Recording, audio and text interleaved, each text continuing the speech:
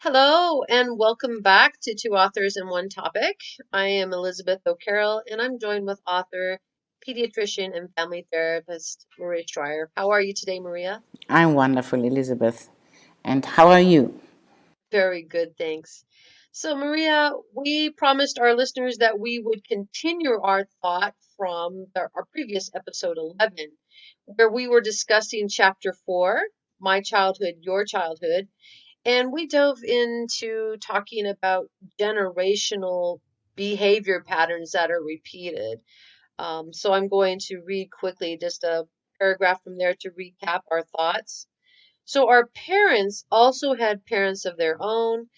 The way they dealt with this, therefore, also depends on their first relationship with their children, with their parents. So a childhood can never be viewed in isolation. It is part of a chain of childhoods of previous generations of a family. Even the quality of the grandparents' marriage can influence the views, experiences, and actions of the grandchildren. So interesting, you said that sometimes with generational patterns, they are not realized for two or three generations later.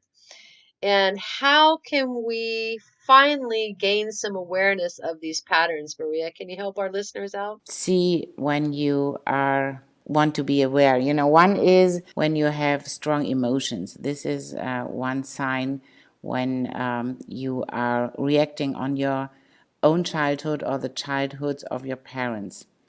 And another one is when you feel like, why when you get in situations and they seem to be similar, then you ask you, why do I have to get through the situation again and again. And another thing is about your judging. When you have opinions, you do not know from where they come, and something like maybe boys are difficult to educate and girls not. And these are things, we call it maybe belief system, but these are judgings from your generations.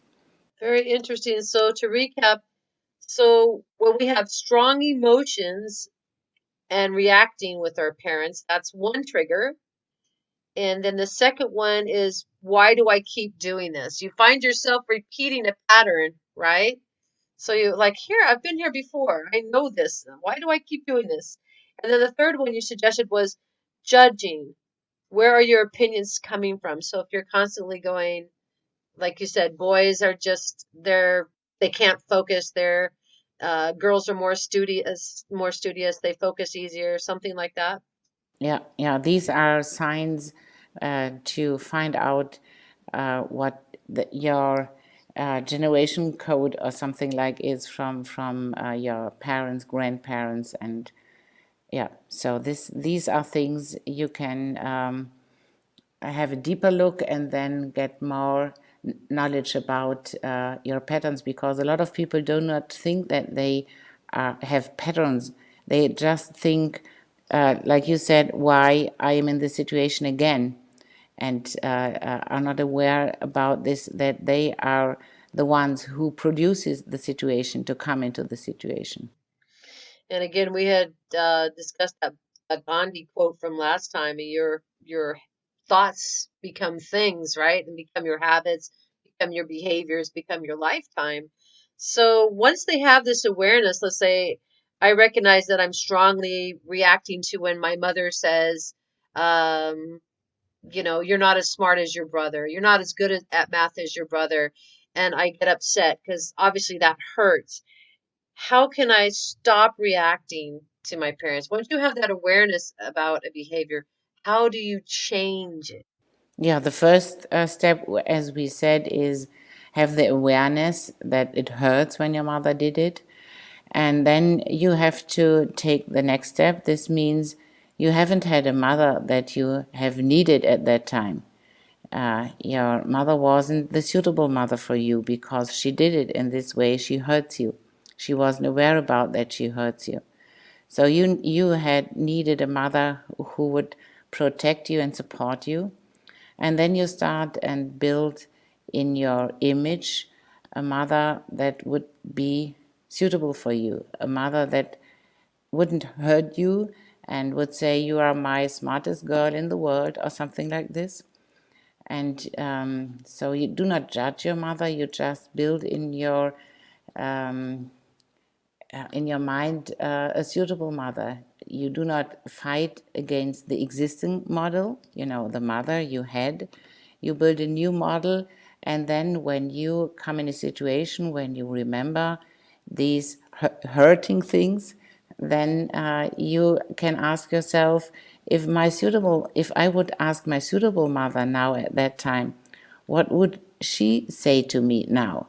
And then you get a feeling about how it feels not being hurted.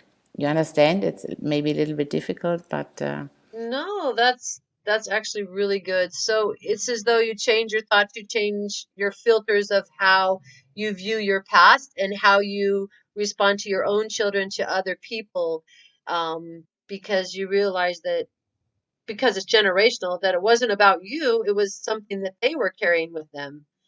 yeah, and you are not responsible for things that happened when you wasn't not born. You haven't been on Earth the time when your mother got her experiences, and so you are not responsible for these things. Very good. So, how about on episode 13, we continue to talk about the triggers and awareness and how to continue to recognize them and overcome them, replace them with positive thinking. Does that sound like a plan? I think that sounds great. Awesome. All right. Well, thank our listeners for tuning in. I'm Maria. It's been wonderful to chat with you, and we'll talk with you the next time. It's awesome to talk to you, Elizabeth. Thank you very much. Thanks, Maria. Bye. Bye.